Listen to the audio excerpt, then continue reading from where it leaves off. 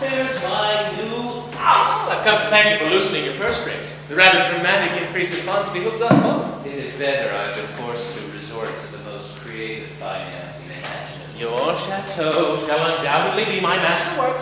Yours is an enviable profession, Monsieur Pruy. Mine, sir. Yes, you fabricate the design, each plank, each joint, each pilaster, and yet you leave the execution to others. Your own grand plan is put into action, and you never hoist a stone or drive a nail. That's the true measure of a man's authority, isn't it? Sir, when you put it fantastic. Is my wife pleased with your progress? Yesterday, the brocade arrived at the walls of the room. Oh. She was in the throes of delight. Oh. You know, sir, that her eyes match its color. I flatter myself the chateau shall be tribute to her beauty. Oh. Its golden cornices, the hue of her hair, its alabaster stone, the tint of her bosom, its port spread emerald white, as frank and inviting as a merry nature. Pardon me, Doctor, but I was summoned at your behest. Yes, of course. Excuse us a moment, won't you, Monsieur Pruy? You'll have to finish your little rhapsody at another time. Sir. Your servant, sir. Excuse the interruption, Doctor, but your missive had an urgent tone. A curious phenomenon has beset Sharonton.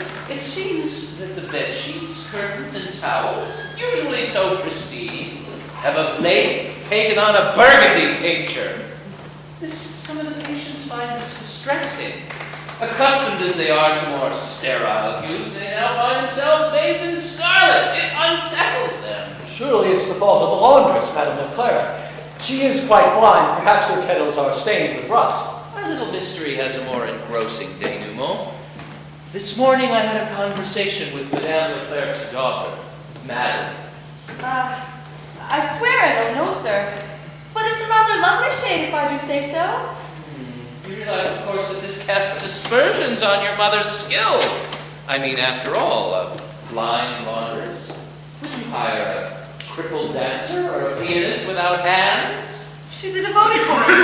In spite of the afflictions it caused her, stayed by her side. You're a spirited girl, aren't you, Madeline? You defend your mother to the core. Have you, sir? And you realize, of course, that to withhold any information pertinent to her laxity could cost you both your tenure here. You're service, then? Precisely. Please, sir! Cast me out upon the street and I'd survive! But my poor mother, without her sight and hardly a tooth in her head, she's to be dead! And who's to pay for burial?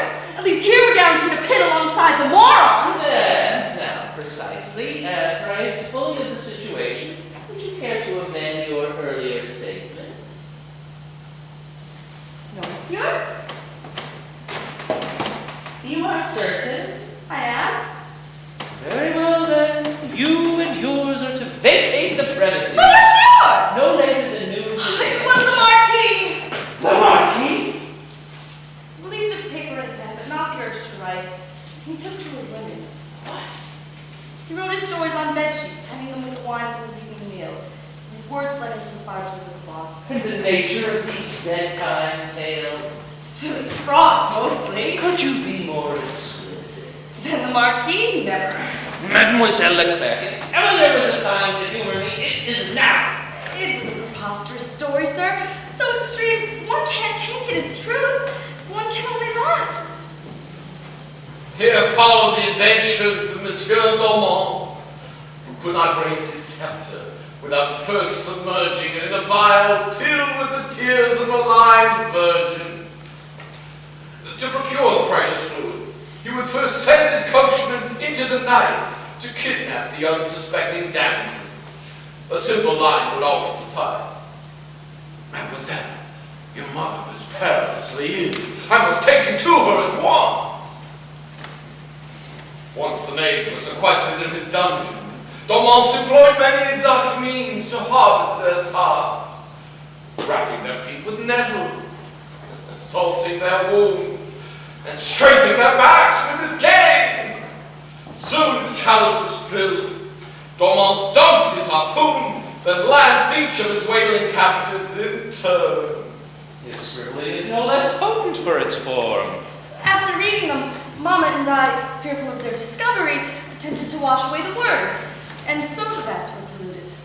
Tell me, why would it do your young girls such as yourself, not to mention your aging mother, indulge in such pornography? Hard day's wages, sir, slaving away at the behest of bad men. We've seen in life it takes a lot to hold our interest. But why would you not heap such ghastly fantasies atop an already ghastly existence? We put ourselves in his story, sir. We play the parts.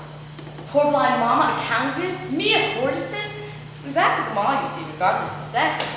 Each atheist, each barbarian, and then our king, sir, self-doing the killing.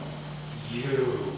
Revenge our only motive, rage our only master. To what end? If we weren't such bad women on the page, Doctor, I'll hazard we couldn't be such good women in life. He is indeed a maniac and matchless at that. You assured me that his writing had ceased. I'd hoped it had. The time has come to adopt more punitive measures. If only I trusted their efficacy. When a child pilfers from the candy dish, what do we offer for his reformation? Do we withdraw temptation altogether, thereby depriving him and ourselves of sweetmeats? No, sir. Do we numb him with philosophy, great diatribes on the nature of good and evil? I suppose not, sir. No! Do we promise him everlasting afterlife, plucking harps if he only returns the bonbon to its rightful seat? No! Do we thrash him all, throw him over our knee, tear down his breeches and thrash him with the rod? Rather, unfortunately, and so he were to fear punishment rather than pursue virtue for its own reward. You are a sentimental. A practical man, sir. Given the Marquis's unusual taste, a sound thrashing on bare flesh might not qualify as a deterrent. I will not be embarrassed a second time. I am not here for sport. You've come to continue our debate. Hardly. From now on, you sleep on a bare mattress. What? The tree sedan. And for good measure, we'll seize the curtains, the towels, and the rugs. My room's too bad. Nothing but water at every meal. No, you can't. Deny me anything but the grain. I'm sorry. It's been decided. But my insomnia, I'm not a young man. And my circulation, alcohol is my only elixir. Please, that's quite enough. One drop nightly. That's all I ask. Show mercy, please. Your meat shall be deboned. You will have nothing with my passion as a quill. Why this sudden torture? I have not been emphatic enough with you, Marquis. Your degrading habits continue, unabated. It was only for her. For whom? The girl. To entice her back to me. Those splendid afternoons when for one brief shining moment she would topple these stone walls and set me free. Her visits, too, will be curtailed. Her gentle sway may be the final lifeline cast to me. Let me seize it, so that I might at last be towed into the warm cerulean waters of the virtuous life. The purplest prose is always the least sincere. It's potent aphrodisiac, isn't it? What's that? Power over another man. It pains me to censure you, Marquis. It is not my nature. I am, as you know, a charitable man. Your lucky impulse upon me to reprimand you. If it were up to the doctor, you'd be more than captivated. You'd be flayed alive. A man after my own heart. You would not share in your wine, or laugh at your vulgarities, or humor you with arguments. You're his sycophant, aren't you? He cracks the whip and you dance. Don't be shy for me, ain't jig for me. Scornful little weasel. Follow the steps he's taught you. Best not improvise. The doctor and I have our differences, but I need you to totally agree. You were a faithful my athlete, and you must be hers. Good day, Marquis. Contest, my little skinflute. What? In conditions of adversity, the artist strives.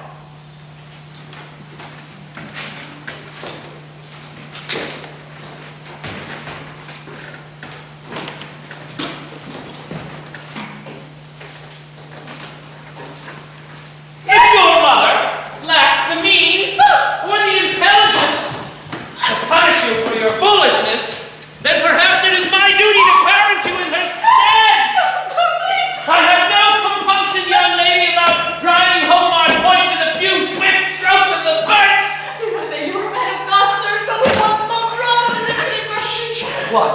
shivering like a leaf. Surely you've done no wrong. He's so would be senseless. Is this true, Doctor? It all depends, May, on her cooperation. With such pale thin skin, I bruise easily, and the most rebellious you. Child, gather your wits. I will see you come to no harm. It's true what the lunatics say, Abbe. You are the kinder man. Pray, Doctor, what has happened here, and why is this poor girl undone? This morning, I sent Valcour to the laundry. I thought, given the recent turn of events, that it would be prudent to conduct a search. And what did Valcour find there? A little gift, that's all, meant only for me. And from whom was this memento bequeathed to you? From himself, the Marquis. The Marquis? He pretended to leave some mending outside the door for me. A souvenir of sorts. And the nature of this little gift? 'Twas a chapter, culled from his latest masterpiece. But that's not possible. His cell is barren, no pen, no paper. His linens are stripped, his carafe dry. He has nothing he might fashion into pages. That's what you think. Well, men aren't mad at all. We only think them so because their genius so far exceeds our own. Show him now!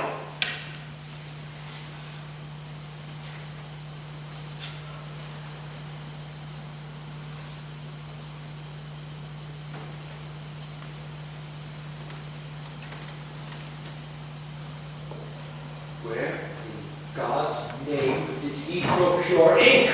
Nowhere. He pricked the tips of his fingers with a carving knife. His latest fancies scripted in blood. Oh, you doctor's will. I decided to confront the Marquis myself. When I hoisted open the gate to the south wing, there he was, strolling about the corridor. His blouse and his breeches were covered in script. He converted his wardrobe into text. The idiot Giton was reading his leggings while the hysteric Michette perused his vest. My newest novel begins at my right cuff, continues across my back, and completes itself at the base of my waistcoat. Never was a wardrobe more vulgar design. Monsieur Boulle was a man whose sexual appetite might discreetly be described as post-mortem. In habituated cemeteries, his proudest conquest was that of a maid 6 decades his senior, deceased a dozen years. The vigor with which he freaked caused him bones to dislodge. Still, he accorded her the highest compliment he granted any woman, well worth the deal. No! You! Bringing the light! Flaunting about like some demented peacock! Don't tell me. You've come to read my breeches.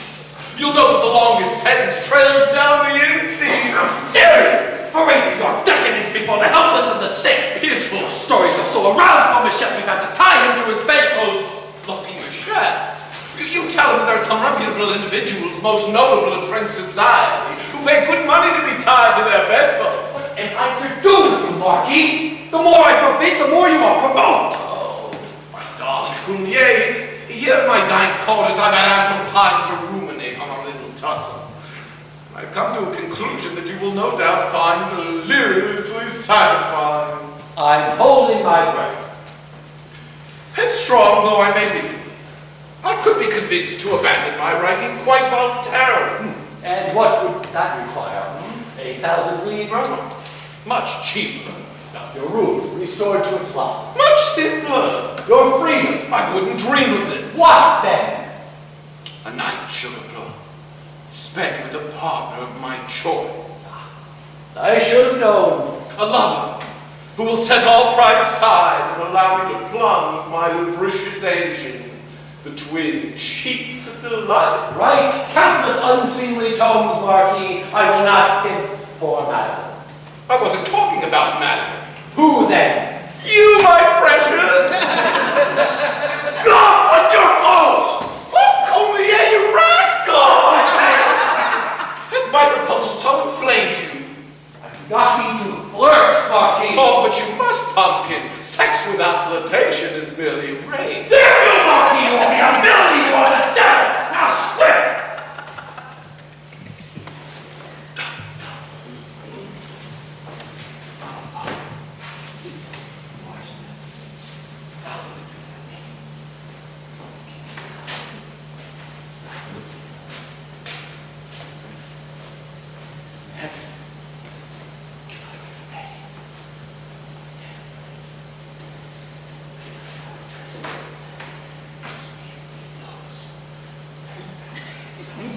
Enjoy! It's not patient.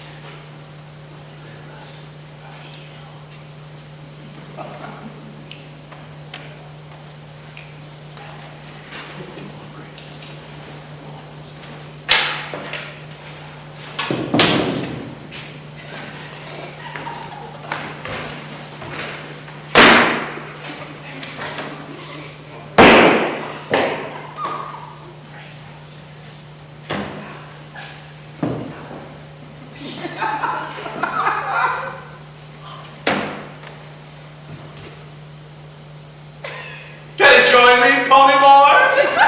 You will no longer leave yourself understood. From now on, you lay your eyes on none but me. Such a beauty. You will not ready to be a fool. I am not ready to I have far too much to do with children.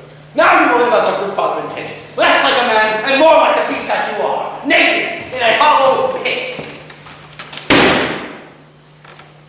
Permit me to retain my gauzy underpinning. Every stitch.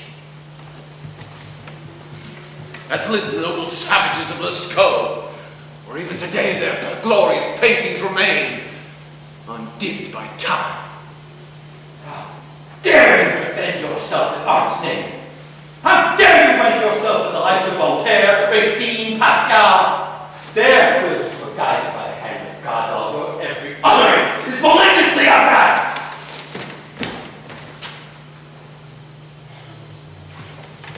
Your wig! Remove your wig!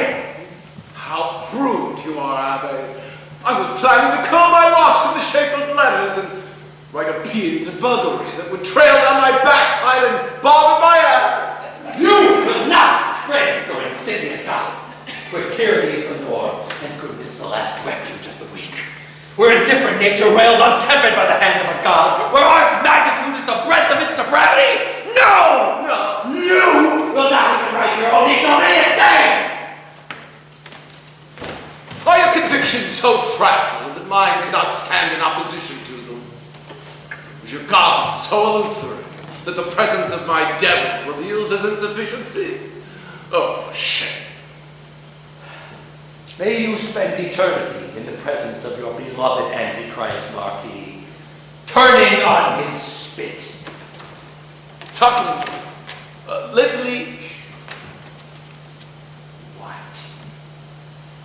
My truest quill lies betwixt my thighs, and when it fills with ink and rises to the fore, all the wonderful stories it will write.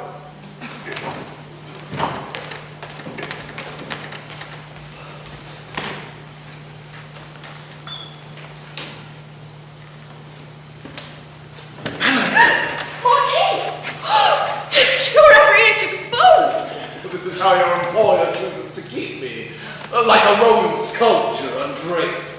Shame to look. Surely, you've seen a man naked. No, sir. It's only been described to me in your book. Then you've had a most painstaking teacher. I've devoted many a page to the male form. Is your body then somewhat representative? For a man my age and victim of my calumny. I must say, sir, in your novels you stoke the most unrealistic expectations. You're far crueler than I, my sweet. There's a terrible danger coming to see you this way. You're lying. Then you're much beside. The guilt which ushered me here is stronger than any commandment. How you must hate me. Never. But surely you know it was I who betrayed you to the Dr. Roy's guard. I gave him your sword, bedsheets, and your shirt beside. And I love you the more. How can that be? I may be a scamp, a Schneider, and a blight, my worst Madeline, but I am not a hypocrite. But don't you see that by informing against me, you affirm my principles? Afraid I don't understand. You are willing to sacrifice me on the block to achieve your own gain. Hence my sorrow. In the animal kingdom, does the tiger spare his sister the doe? Not when he's hungry. That, Madeleine, is natural order. A carefully orchestrated cycle of consumption that we all too often violate with our false codes of law and morality. But you rose above such petty constructs and fed yourself upon my very cards. I'm endeared to you. I appear before you not in grave, but in awe. You're a queer one, all right.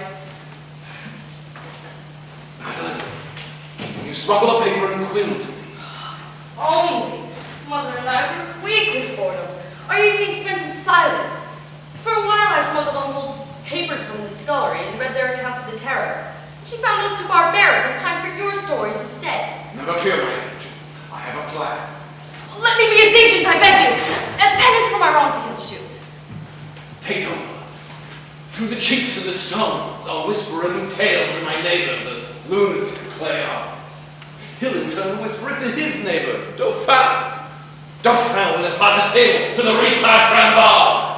You will impart it likewise to the noisome Bouchon. Whose cell lies next to the linen cabinet. Precisely. And there, armed with a quill of my own, I'll receive your story through the wall and commit it to paper. Oh, Marquis, how ingenious you are.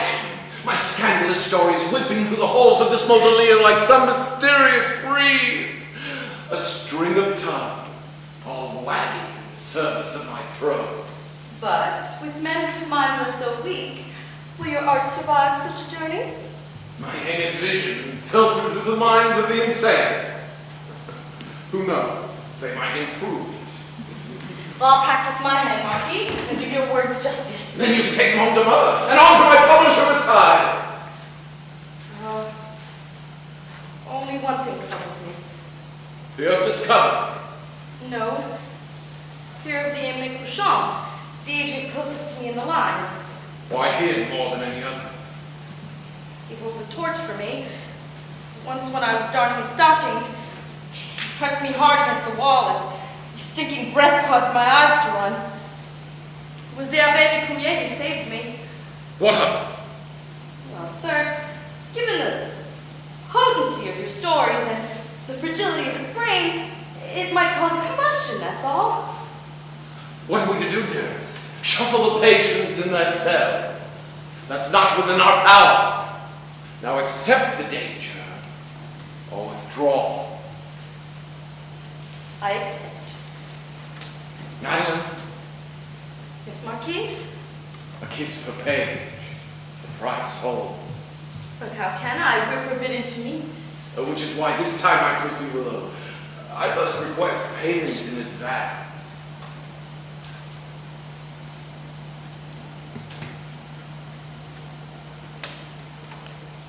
You're a caution, you are. Quickly, before it is come.